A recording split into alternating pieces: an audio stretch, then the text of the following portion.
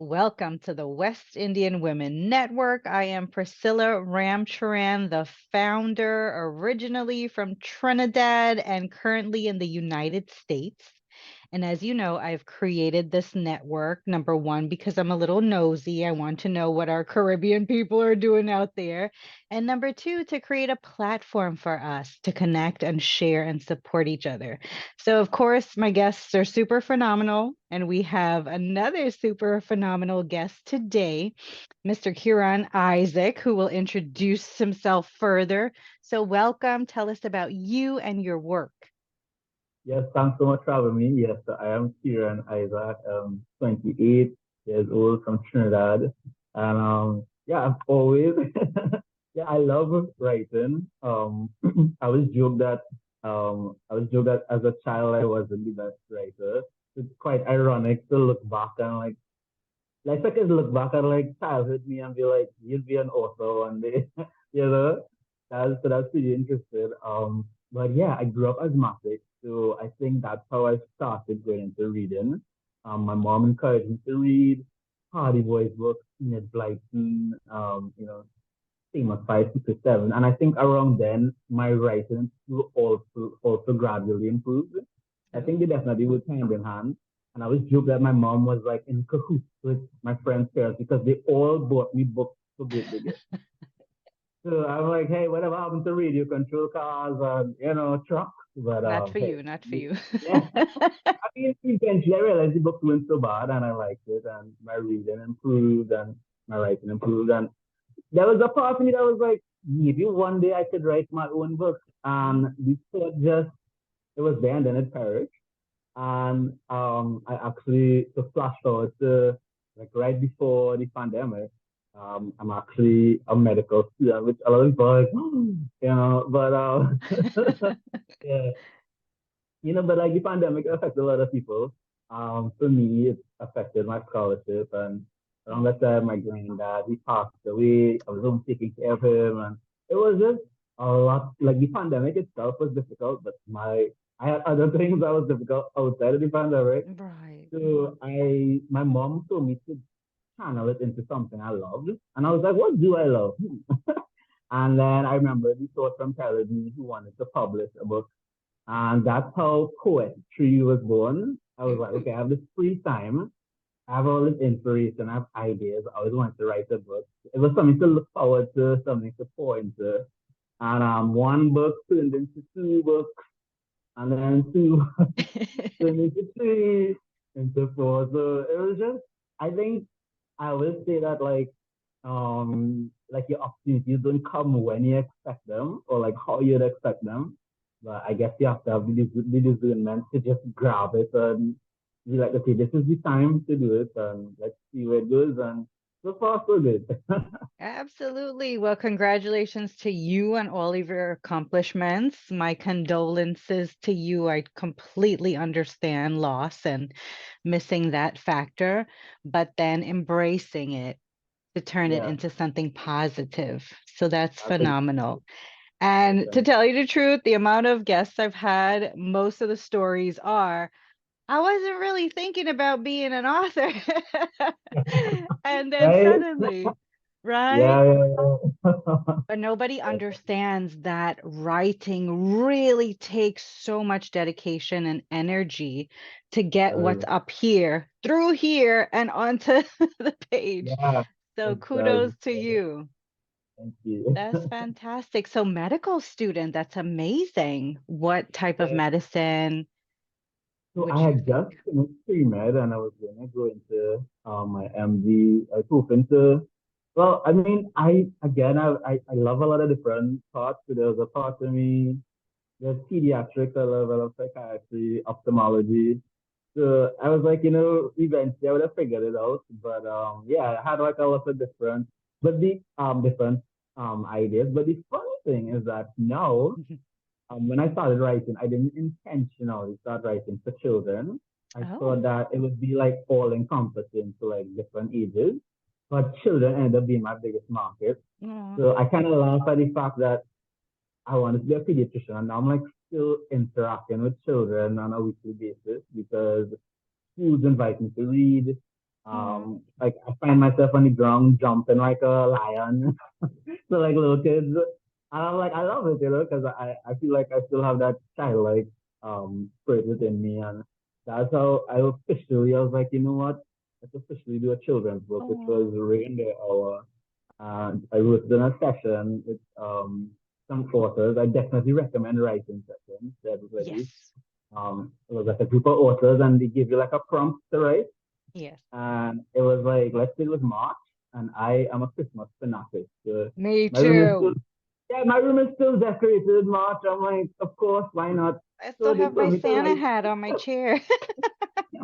they told us to write about something in your room, and I still had my reindeer decorations. So I wrote a poem called Reindeer Hour, and the host, she said, you should do something with this. She's like, what are you going to do with it? I said, I didn't plan to do anything with that. I just wrote it because of the prompt. And she Right. said, it's given children's book. So I launched into children's book, which wasn't like the next direction I had planned, because I Hmm. was supposed to release another poetry book to add to the selection. Yes. But the children's book was a nice deviation, and I'm open a new audience. I joined like a children's group on Facebook with like international authors. So I feel like it was a good way to like branch out into like a new territory. So I got the book onto Ingram Spark, and then the Ooh. Barnes and Noble website and that kind of thing. So I'm really trying to like, explore all the possibilities, and really just enjoy the creative process, not overthink it too much, and just see where it will take me.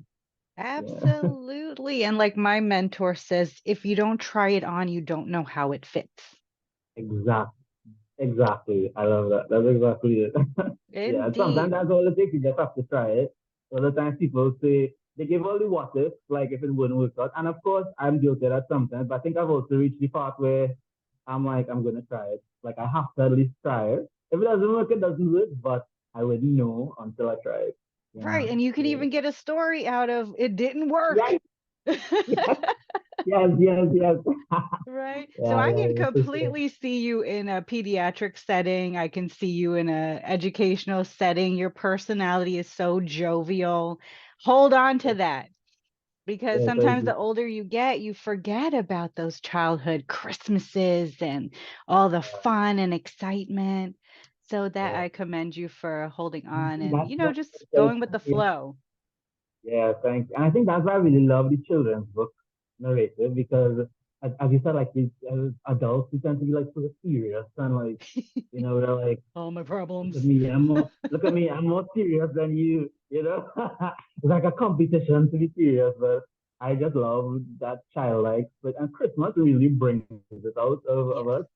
What I love with this book is that even adults will buy it for themselves, which I love. I was like, oh, you're buying it for your child, and they're like, no, the child is me. Is And me. That's right. I love that. I absolutely love that, because I mean, we could all do a nice, fun, heartwarming Christmas story. So, that was Right. great. I love reading children's books, but I also work with children as well. But the imagination and creativity, and it takes you kind of back to that nostalgic space Yes, where you yeah, forgot about all these little fun things that you used to enjoy, yes, smelling the fruitcake in the morning and you're running downstairs. You know what I'm saying? So yes, that's yes, fantastic. So you'll send me all your links to put in the description box for yes, viewers yes, of all yes. ages. Of That's course, yeah, fantastic. So what yeah. exactly is your motivation for writing? Ooh, that's a great question. So I joke with somebody, but I don't think it's really a joke. I feel Uh-oh. like the same vein that I breathe, I feel like it's how I need to write, if that makes sense. Oh, Like I feel yes. like if I'm not writing, I'm not living or not alive. I think the Right. pandemic made me realize that, and I'm really happy that I was able to fall back into that. So I feel like other people don't have like creative outlets to fall into, or like to um get them through something. I would say that writing is very therapeutic, it's cathartic, it's a lot of really like you write whatever, and then you feel a sense of like, I got that off my chest. Just Yes. for me, I feel like writing is part of how I live, and I always joke that the name of the first book was Poettree, which is like showing branches of who I am. And to me, when I write, I get to show people branches and leaves and layers of who I am. So it's Yes, fun. you expose your inner thoughts, your imagination, your Uh, creativity.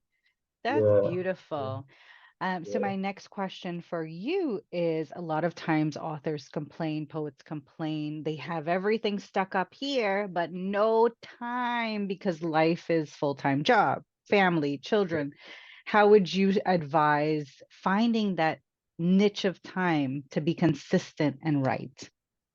Right. So it's a great question. So I would say you really have to be intentional and like carve out the time for it. If it's something you love, you would definitely make the time for it. So Right. even if it starts with 5 minutes a day of writing or 10 minutes, that's okay. And then you could grow a little more, into writing. Like with me, it ended up happening where this kind of ends up being like my full time income. So that's why I have like a lot of time. I started tutoring to children on the afternoon. Oh, Which wow. actually came because of writing, which is ironic. A parent called me and they're like, if you write a book, you may as well teach my daughter how to write a story. And I said, you know what? I wasn't thinking about it, but I won't say no to additional income. Definitely not. It's something that I'm good at, Right. to branched off into me teaching children how to write and having fun as well. So, it's definitely something you just have to be intentional about, find that creative. And also join writing groups. That people keep you accountable, they hold you accountable, and share ideas with people you trust. If you join like the author groups on Facebook, WhatsApp, whatever, and Yes. just really have that support system around you, and they'll really keep you accountable. Most definitely. And I don't know if you're aware of National Novel Writing Month up here. So in November, it's National Novel Writing Month. And for that entire 30 days, you challenge yourself to write You know, something like that. NaNoWriMo. Yes. Hey, yeah, yeah, yeah. I've heard of that. Yeah, And that's that is cool. when I settle in and really get to work because, it's like official. Yeah, yeah, yeah. I love Cool. that. Anything like And that sometimes in it just takes like sometimes it just takes like like a nudge or something to get it going. So I love those kind of things. me too. Yeah. But is there anything like that in Trini? Um, I'm not no, not that I know of, but my editor and I were always like thinking of like things to do. We always wanted to start like our own writing club. But there's one that I'm in with authors, but the authors are like from around the world, so that's a different one. But I don't know if there's anything official, but there should be. Let we make one. Yeah, yeah, yeah. I West love Indian it. Women Network Writing Month. Yes, yes, yes, I You're in love charge. it. Of course. Signed. Awesome. You are such a delight. So what would be your daily form of inspiration? What gets your engine going? Right. So I love nature. Um, I love animals. You probably realize so like the first book is a tree. The second book is like the scarlet ibis and the Oh, I love cairniform. that. The other one is a reindeer. And now I have a coloring book that's officially out, which is ironic because the poems had line drawings. Which when Okay. I put them against white paper, I was like, this Huh. should be a coloring book. I was like, why didn't I think of this 3 years ago? I was like, well, I thought of it now, so let's do it. And that's kind of like how my brain works. Right. Like on a daily basis, I'll be like just letting like life give me inspiration to like weather through. Sometimes I like to do in my yard. Mm-hmm. We have like my dad has a garden, so Oh. it's like when they saw like a dragonfly, and I wrote a poem about a dragonfly. It was on the clothesline, but I thought about it as like a dragonfly on a tightrope. He was walking to the edge, Oh, I and love that. Uh-huh. and I was like, and then he leaped off, and I thought, well, for some, you think if you jump off of a tightrope, you think that that's the end, but the dragonfly knew he could fly, so for him it was like the beginning of his flight. So like I got inspiration from like that. When I wrote that, I was so happy, and I looked up in the Oh. sky, I saw a cloud. I wrote a poem about the cloud. So like that's kind of like how it goes. I For like love my it. life inspiration. And now that I've launched into children's Christmas work, me being such a Christmas fanatic, it's Mm-hmm. very easy to get Christmas inspiration. So I have like another Christmas book hopefully to come out this year and other projects. And like my brain never stops. Like I have Right. like original folklore characters I'm thinking of. It's like sometimes I would like just be like walking and I was like, let me write this down before I forget. Uh, but I was talking to other creatives that I realized I'm not alone in that kind of You're regard not. where But you allow the inspiration to come to you instead of forcing it. Like, yeah, let me look for something right now. But you're open to receive what yeah. comes. Even like when I know a lot of people tell me something, they face a block. That's okay. Like embrace the block or the don't force it. Like trust me, it will come when it comes because if you try to force it, like nothing good will come of it. So like maybe change your location. I'm turning into a Starbucks writer. Oh, Uh, go ahead. well, I was like, not me being a Starbucks writer. I realized that something about Starbucks it inspires me to finish my work. Maybe all Uh, that caffeine. yeah, something about it. And the energy is so conducive to productivity. So I go Right. there sometimes. I went there once to change my location because I was writing. I was at home. And I think that was in the pandemic when we were all like boxed in. Yes, And I was yes. like, "Look, I need to change this location." It And I getting went and stale. It getting stale. I love my house, but it started to feel a little jaded. Right. So I started, like changing location, like I might even write like while I'm in the map, coming on my get idea, and Yes. I'll just write like my notepad on my phone is just like book and Yes, yes. photos, and then I now I'm learning to like back it up quick before the phone crashes or something like that. So I had a few Now you're scares. learning. Oof, I learned that so many times. Scares. I email myself like multiple copies of everything is on a flash drive, it's on Google Drive. Right. Like I can't lose this. Absolutely. Yeah, But what you said is so critical. For me, sometimes working here in my office it's boring. So if I go out to the dining table, for some reason that's my magical table.